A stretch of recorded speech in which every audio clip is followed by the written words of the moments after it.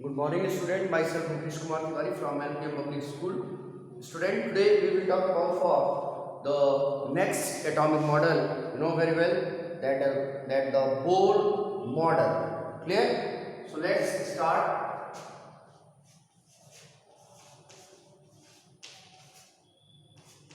Bohr model of an atom.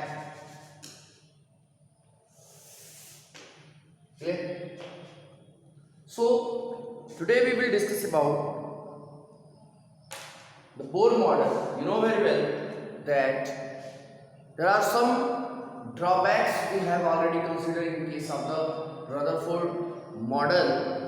So the scientist named was Niels Bohr in 1913. He was able to overcome the drawbacks of Rutherford model. Clear? And he just suggested that it is true that atom is divided into two major parts, that is the positively charged nucleus and the space around the nucleus, which is known as orbit, and in that orbit the electron revolves continuously. But the space around the nucleus where the electrons revolve are divided into the some circular path, and that circular path is considered as the energy levels or cells. Clear? So let's talk about what the Bohr suggested.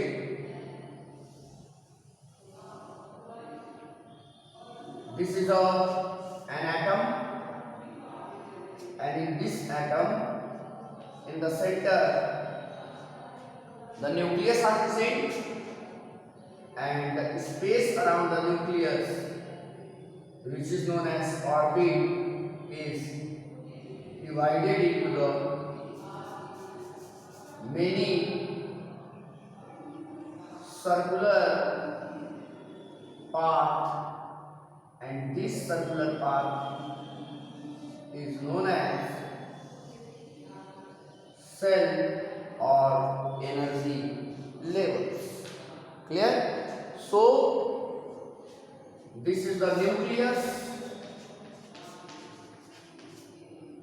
and this is the K cell, L cell, M cell, and N cell.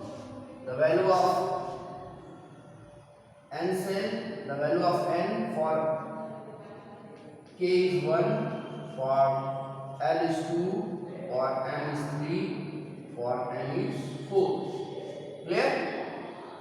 So the Bohr suggested that the electron will revolve in a particular circular path or circular orbit, which is known as cell or energy levels. So let's talk about in Hindi also.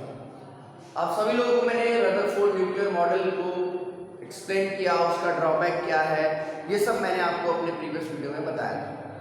आज हमें जो start करना है वो है Bohr model. Bohr model में bore ने यही बताया कि रदरफोर्ड जो सब कुछ बताया वो सब कुछ सही था, यानी atom is divided into major part, positively charge nucleus and space around the nucleus which is known as orbit. लेकिन जो ऑर्बिट था वो कई छोटे छोटे सर्कुलर अलग अलग रेडियस का सर्कुलर ऑर्बिट में डिवाइड था, या सर्कुलर पाथ में वो डिवाइड था, और इस सर्कुलर ऑर्बिट या सर्कुलर पाथ को हम कहते हैं एनर्जी लेवल्स या सेल। क्लियर? यानी कहने का मतलब ये है कि बोर ने सेल का कॉन्सेप्ट दिया, और यहाँ से आप देख सकते हो कि न्यूक्लियस से सबसे जो क्लोज में है वो के सेल है, उसके बाद फिर एल, फिर एम, यानी सबसे जो दूर है न्यूक्लियस से सेल वो एन है, और जो सबसे करीब है वो के सेल है। क्लियर है? अब यहाँ पर एन जो है वो प्रिंसिपल क्वांटम नंबर है, एन की वैल्यू 1 है के सेल के लिए, एन की वैल्यू 2 है एल सेल के लिए, एन की वैल्यू 3 है एम सेल के लिए, एन की वैल्यू 4 है एन सेल के लिए। ठीक है ना? अब यहाँ से एक चीज तो ये क्लियर हो गया कि अगर मान लीजिए इलेक्ट्रॉन के सेल में है तो वो केवल के में ही रिवॉल्व करेगा, ठीक है ना, वो अपने आप बाई सेल्फ, यानी वो अपने आप एल में नहीं जा सकता। और ऐसे ही अगर एल का इलेक्ट्रॉन है तो केवल एल में ही रिवॉल्व करेगा, या एल का इलेक्ट्रॉन एम में नहीं जा सकता या के में नहीं जा सकता। हाँ, के का जो इलेक्ट्रॉन है वो एल में जाएगा, कब? जब हम वहां पर उसको एनर्जी देंगे। क्यों? क्योंकि मान लीजिए अगर इलेक्ट्रॉन के में है और के से उसको भेजना है एल में, तो एल की एनर्जी ज्यादा होती है के की एनर्जी से, तो हम इस के इलेक्ट्रॉन को क्या देंगे? एनर्जी। ठीक है ना, इसको हम क्या देंगे? एनर्जी। और एनर्जी ये जब गेन करेगा तो जैसे ही के की एनर्जी एल के बराबर यानी इक्वल हो जाएगा, तो के से इलेक्ट्रॉन निकल के चला जाएगा कहां? एल में। ठीक है ना, तो यहाँ पर क्या हो रहा है? अपने आप को इलेक्ट्रॉन के से एल में जा नहीं रहा है। यहां से जब तक हम उसको एनर्जी नहीं देंगे, यानी energy will absorb when an electron move from lower to higher, यानी लोअर का मतलब जिसकी एनर्जी कम है, के की एनर्जी कम है, तो के से अगर एल में जाएगा तो एनर्जी को एब्जॉर्ब करेगा। अगर यही चीज हम देखें, अगर इलेक्ट्रॉन एल से के में जा रहा है, तो आप जान रहे हो कि एल की एनर्जी ज्यादा है, के की एनर्जी कम है, तो जब तक एल की एनर्जी के की एनर्जी की इक्विवेलेंट नहीं होगा, तब तक इलेक्ट्रॉन एल से के सेल में नहीं प्रमोट करेगा या नहीं जाएगा। तो इसके लिए क्या होगा कि जो एल का इलेक्ट्रॉन है वो एनर्जी जो होगा वो इमिट करेगा। यहाँ पर एनर्जी जो होगा वो क्या होगा? इमिटेड होगा, यानी ये एनर्जी तब तक इमिट करेगा एल का इलेक्ट्रॉन जब तक इसकी एनर्जी के इक्विवेलेंट ना हो जाए। तो इस तरह से आप कह सकते हो कि electron will transfer from lower to higher when it will absorb energy, and the electron will also comes from higher to lower when it will emit the energy. Clear? तो जो stability of atom Rutherford model में हम लोग consider किए कि Rutherford model जो stability को define नहीं कर पाए, उसको अच्छे से डिफाइन किया बोर ने, और बोर ने ये बता दिया कि अगर इलेक्ट्रॉन एक पर्टिकुलर सेल में रिवॉल्व करता है तो उसकी एनर्जी बनी रहेगी, और जब उसकी एनर्जी बनी रहेगी तो वो कभी न्यूक्लियस में फॉल नहीं करेगा, और न्यूक्लियस में फॉल नहीं करेगा तो स्टेबिलिटी जैसी है वैसी रहेगी। क्लियर है? तो आई थिंक ये आपको क्लियर हो गया होगा बोर मॉडल में। आपको बस इतना ही जानना है, ये मैंने बता दिया है कि अगर लोअर से हायर में जाएगा तो एनर्जी एब्जॉर्ब होगा, अगर हायर से लोअर में आएगा तो एनर्जी इमिट करेगा। क्लियर है ना?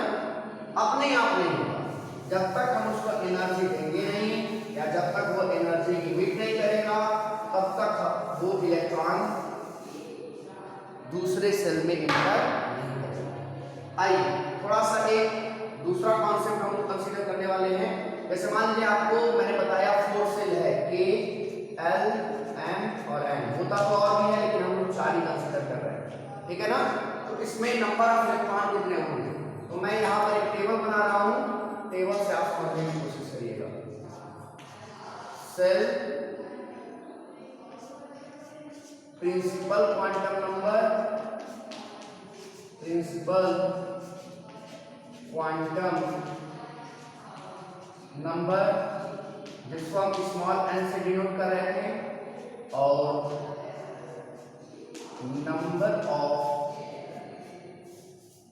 इलेक्ट्रॉन प्रेजेंट, इसको मैक्सिमम कर देते हैं, maximum number of electron present इन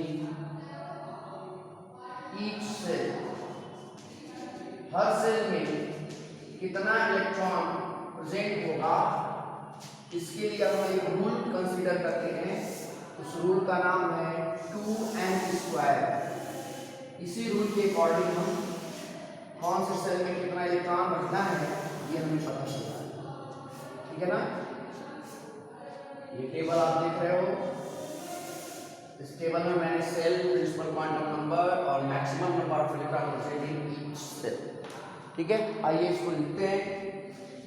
के सेल अगर है, के सेल तो प्रिंसिपल क्वांटम नंबर n की वैल्यू 1 होगा, और 2n² का फार्मूला है, इसमें n की जगह 1 पुट करेंगे तो 2 × 1 का 1² इज इक्वल टू 2 हो जाएगा, यानी K में मैक्सिमम इलेक्ट्रॉन 2 होंगे। ऐसे ही L में करेंगे तो L के लिए N की वैल्यू 2 होता है, तो इसको लिखेंगे 2 × 2 का स्क्वायर, कितना हो जाएगा 8 हो जाएगा, यानी L में मैक्सिमम इलेक्ट्रॉन 8 होगा।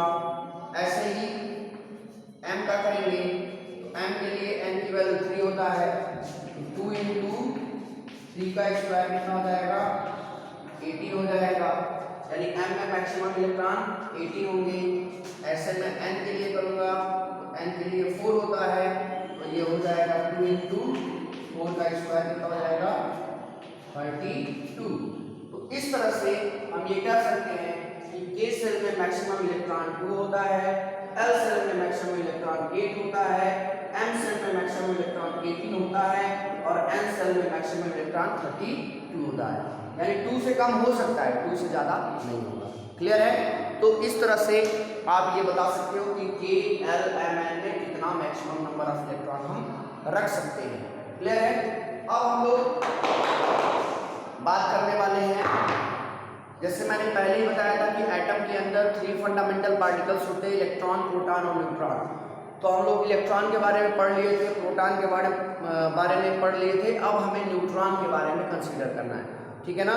तो थोड़ा सा मैं न्यूट्रॉन की डिस्कवरी को यहाँ एक्सप्लेन कर दे रहा हूँ और आप लोग यहाँ से देख लीजिएगा। Discovery of neutron.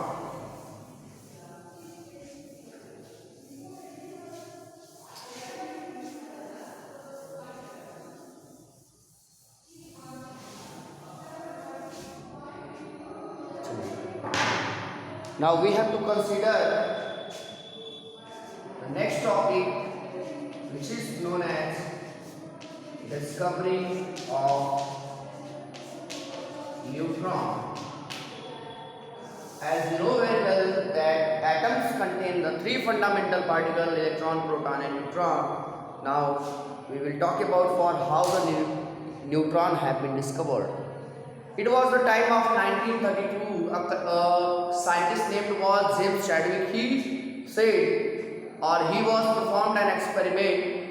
He just take a beryllium nucleus and bombardment this beryllium nucleus with the alpha particles. When he start to bombard the beryllium nucleus with the alpha particles, then the beryllium nucleus changes into the carbon nucleus, and along with it a kind of rays or particles are also emitted which has no any charge. Clear? So due to absence of due to absence of the charge, the particles or the rays are considered as neutral and the name is given as neutron. Clear? And the neutron is the 3rd fundamental particle of the atom, and its mass is just equivalent or nearest to the mass of the proton. Clear? So let's start what was the reaction made by James Chadwick for the discovery of neutron. 4Be9 beryllium का atomic number 4 होता है, atomic mass या sorry mass number आप कह सकते हो 9 होता है। अल्फा पार्टिकल हम ऐसे लिख रहे हैं 2He4, 2 हीलियम का एटॉमिक नंबर और 4 इसका हो गया मास नंबर। अब ये दोनों ऐड करेंगे तो 4 और 2 मिलकर कितना होगा 6, तो 6 होता है कार्बन का। ऊपर का दोनों ऐड करेंगे तो 9 और 4 मिलके 13 होगा, लेकिन हम 12 लिख रहे हैं, कार्बन 6 12 प्लस 0 एंड 1, ठीक है ना। इसी को कहते हैं 4Be9 को ही हम कहते हैं ये है बेरिलियम न्यूक्लियस, यह है बेरिलियम न्यूक्लियस, और ये जो है इसका नाम है अल्फा पार्टिकल, और ये जो है ये इसका नाम है कार्बन न्यूक्लियस, और ये जो है इसका नाम है न्यूट्रॉन। और ये एक्सपेरिमेंट किसने किया था? James Chadwick. कौन से ईयर में किए थे? इन 1932 में। उन्होंने किया क्या? उन्होंने बेरिलियम न्यूक्लियस लिया उसके ऊपर अल्फा पार्टिकल्स का बम्बार्डमेंट किया। जैसे ही बेरिलियम न्यूक्लियस पे अल्फा पार्टिकल का बम्बार्डमेंट किया गया तो बेरिलियम का जो न्यूक्लियस था वो कार्बन के न्यूक्लियस में चेंज हो गया और उसी के साथ एक ऐसी रेंज, एक ऐसा पार्टिकल्स इमिट किया जिसके ऊपर ना तो पॉजिटिव चार्ज था और ना तो निगेटिव चार्ज था।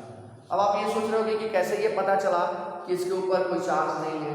तो जो रेज इमिट कर रहा था उसको इलेक्ट्रिक फील्ड में से पास किया गया। इलेक्ट्रिक फील्ड में से जब पास किया गया तो ये देखा गया कि जो इलेक्ट्रिक फील्ड होता है उसमें दो प्लेट होता है, एक पॉजिटिव प्लेट और एक निगेटिव प्लेट। तो जब ये न्यूट्रॉन पार्टिकल्स जब ये पास कर रहे थे इलेक्ट्रिक फील्ड से तो ना तो ये पॉजिटिव प्लेट की तरफ डिफ्लेक्ट हुआ और ना तो नेगेटिव प्लेट की तरफ डिफ्लेक्ट हुआ, यानी किसी भी प्लेट की तरफ डिफ्लेक्शन ना होने की वजह से ये माना गया कि इसके ऊपर कोई चार्ज नहीं है।